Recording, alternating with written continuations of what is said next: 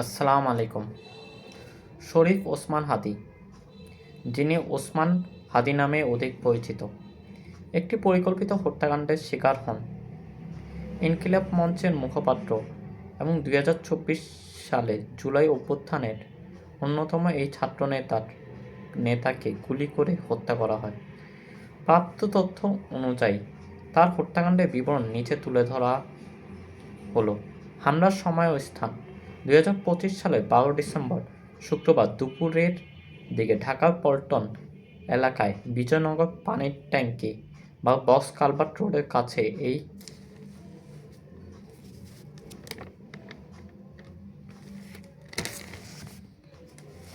হামলার ঘটনা ঘটে। তিনি তখন একটি মসজিদ থেকে নামাজ শেষ করে নির্বাচনী প্রচারণার কাজে রিকশায় করে যাচ্ছিলেন।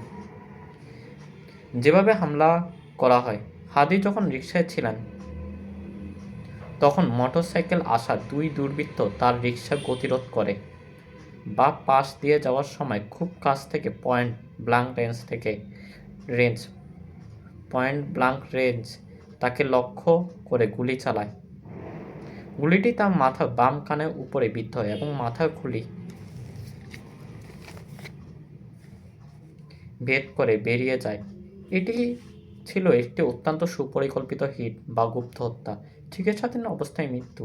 গুলিবিদ্ধ হওয়ার পর তাকে প্রথমে ঢাকা মেডিকেল কলেজ হাসপাতালে নেওয়া হয়। অবস্থার অবনতি হলে 15 ডিসেম্বর তাকে উন্নত চিকিৎসার জন্য এয়ার অ্যাম্বুলেন্স করে সিঙ্গাপুর জেনারেল হাসপাতালে নিয়ে যাওয়া হয়। সেখানে চিকিৎসাধীন অবস্থায় 3 দিন পর 18 ডিসেম্বর 2025 তারিখে তিনি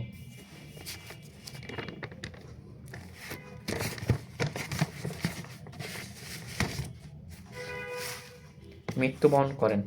অভিযুক্ত ও তদন্ত: পুলিশের তদন্তে ফয়সাল করিম মাসুদ, দাউদ এবং আলমগীর শেখ নামের দুই ব্যক্তিকে মূল সন্দেহভাজন হিসেবে চিহ্নিত করা হয়েছে। পুলিশ দাবি করেছে যে তারা ঘটনার পর ভারতে পালিয়ে গেছে, যদিও অন্যতম অভিযুক্ত মাসুদ এক ভিডিও বার্তায় নিজেকে দুবাইতে অবস্থানরত বলে দাবি করেছেন।